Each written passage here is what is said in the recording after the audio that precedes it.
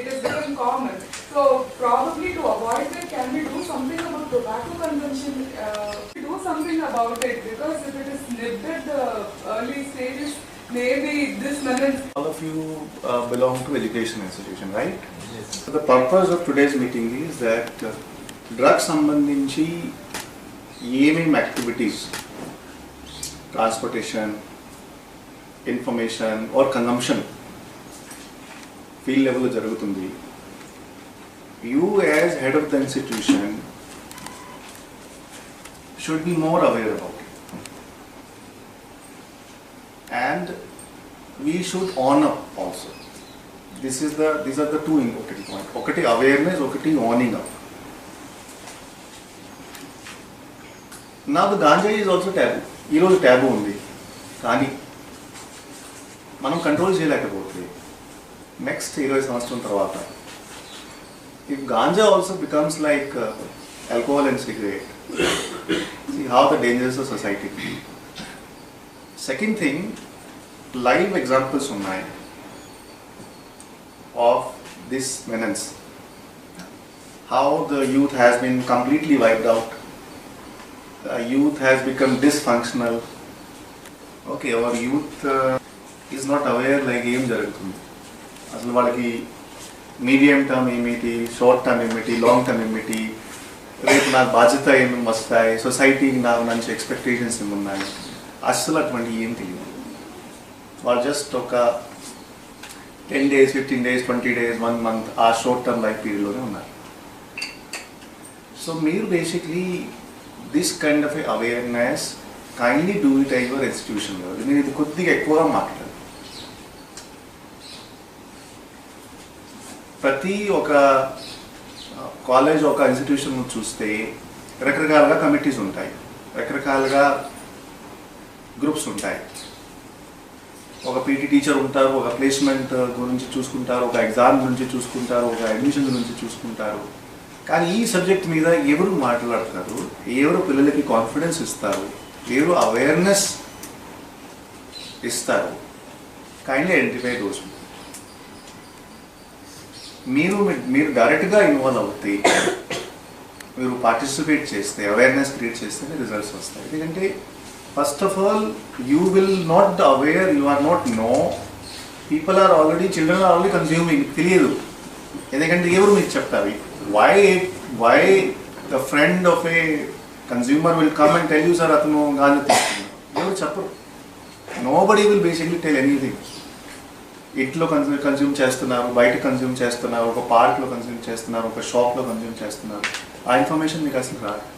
Information మీకు ఎప్పుడు వస్తుంది, మీరు ఒక కరెక్ట్ లెవెల్లో అవేర్నెస్ క్రియేట్ చేస్తే, ఒక కరెక్ట్ లెవెల్లో కాన్ఫిడెన్స్ ఇస్తే, ఒక కరెక్ట్ లెవెల్లో ఈ పాయింట్ ఎవరు కన్స్యూమ్ చేస్తున్నారు, if you can communicate that, suppose మీకు ఆ సమస్య ఉంది, మీరు you can approach us freely and we can help you, not punish, we can help you. Then he will come and approach. So I request you that kindly discuss and form one institution in the form of a teacher or 2 teacher or 3 teacher. Okay. And just kindly invite one doctor or one psychiatrist from a private or a government body to communicate something to you. ఇది మీరు కనీసం ఒక 2 నెలల్లో కూడా ఒక్కసారి అది చేసేస్తే, ఒక ఇంటరాక్షన్ చేసేస్తే అవేర్నెస్ లెవెల్ పెరుగుతుంది. Okay, that is the first thing I wanted to say. Second, మీరు ఎప్పుడైనా అవేర్నెస్ క్రియేట్ చేస్తారు, మీరు అటువంటి అట్మాస్ఫియర్ మీరు క్రియేట్ చేయాలి. So that the child or the student will feel confidence. నేను అప్రోచ్ అయితే నాకు నా హెడ్ మాస్టర్, నా ప్రిన్సిపల్ నుంచి ఒక సపోర్ట్ వస్తుంది. క్రిటిసిజం కాదు, kindly informers. But before that మీరు మీ ఇన్స్టిట్యూషన్లో స్ట్రక్చర్ లెవెల్లో ఈ డిస్కషన్ ఎక్కువగా చేయాలి. ప్రేయర్స్లో మాట్లాడాలి, ఎగ్జామ్ టైంలో మాట్లాడాలి, స్కూల్ స్టార్ట్ ఉంటే ఆర్ క్లోజింగ్ టైంలోనే మాట్లాడాలి, డ్రగ్స్ గురించి పోస్టర్స్ పెట్టాలి. Okay, so try to become our request is kindly involved in this process. Don't see it as a taboo or a menace. Let us try to see that how we can rectify things. Okay? Good topic, sir. Substances, వీటిని మనం control చేయడానికి there is a need for coordination. అన్ని departments కూడా ఎక్కువ coordinate చేసుకోవాల్సిన అవసరం ఉంది. దానికోసమే ఈ మీటింగ్స్ కండక్ట్ చేస్తుంటాం రెగ్యులర్గా. సో ఇది ఫస్ట్ మీటింగ్, మీ అందరూ కూడా మొదటిసారి వస్తున్నారు. Welcome you all to this meeting. Sectors చెప్తాను వినండి. సో ఫస్ట్ మనకి మేజర్ మేనేజ్ వచ్చేసేసి చిత్తూరుకి స్పెసిఫిక్గా అదర్ సింథటిక్ డ్రగ్స్. సో ఇప్పుడు చూడండి, కొన్ని న్యాచురల్ డ్రగ్స్ ఉంటాయి, కొన్ని సింథటిక్ డ్రగ్స్ ఉంటాయి. సింథటిక్ డ్రగ్స్ అంటే మనం ఆర్టిఫిషియల్గా తయారు చేస్తాం. Natural drugs through plants or through natural means బయట దొరుకుతుంటాయి. ఎగ్జాంపుల్ గాంజా, ఓపియం, ఇవన్నీ కూడా న్యాచురల్గా పండే పంటలు. They are prohibited plants. వీటిని కొన్ని ఏరియాస్లో స్పెసిఫిక్గా పండించి ఈ ప్రొడక్ట్స్ తయారు చేసి మార్కెట్లోకి బేస్డ్ ఆన్ డిమాండ్ రిలీజ్ చేయడం జరుగుతుంది.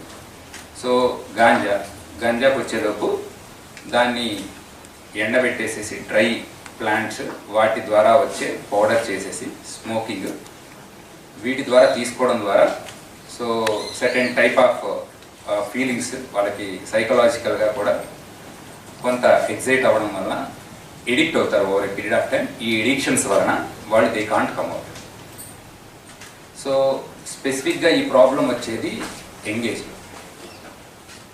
స్కూల్స్, కాలేజెస్ ఇవన్నీ కూడా మేజర్ టార్గెట్స్ అవుతుంది. పీర్ ప్రెషర్ వల్ల కానీ, లేకపోతే ఎడ్యుకేషన్ ఇన్స్టిట్యూట్స్లో ఉండే స్ట్రెస్ వల్ల కానీ, మిగతా ఏదైనా కారణం వలన సో మిగతా వాళ్ళని చూసేసేసి ఫ్రీక్వెంట్గా ఎడిక్ట్ అయ్యి మనం కూడా గంజా తాగాలని. ఈ మెనేస్ చాలా అంటే చాలా ఎక్కువగా ఉంది, ప్రతి చోట ఉంది. ఎవరు ఏ ఎడ్యుకేషన్ ఇన్స్టిట్యూట్లో మా దగ్గర లేదు అని చెప్పినా కూడా that is wrong. A education institute కూడా దీనికి అతీతం కాదు. అని లోయర్ స్కేల్, వెరీ లోయర్ స్కేల్లో అయినా ఇట్ ఈస్ దేర్. అండ్ ఎవరైతే సరే మేజర్ స్కూల్స్ ఇవన్నీ డ్రాప్ అవుట్స్ అవుతున్నారో వాళ్ళు బాగా ఎడిక్ట్ అవుతున్నారు. స్కూల్స్, కాలేజెస్లోనే జరగడం జరుగుతుంది. బట్ అందులో మనం క్లాస్లో ఏం చెప్తున్నాం అనే దాని మీద ఫోకస్ చేస్తున్నాం తప్పితే బయట ఏం చేస్తున్నామని తెలియట్లేదు. ఎక్కువ మంది ఇది మన పని కాదులే అనుకుంటారు. బట్ మీలో చాలామందికి ఈ ఇన్ఫర్మేషన్ తెలుసు. ఒకడు ఎడిక్ట్ అయి ఉంటాడో మీకు తెలిసి ఉంటుంది, బట్ ఎందుకులే కళ్ళిచ్చడం అని వదిలేస్తున్నారు. సో దీనికోసము ఒక టోల్ ఫ్రీ నెంబర్ రీసెంట్గా గవర్నమెంట్ ప్రవేశపెట్టడం జరిగింది. ఇందులో కంప్లీట్ కాన్ఫిడెన్షియాలిటీ మెయింటైన్ చేస్తారు.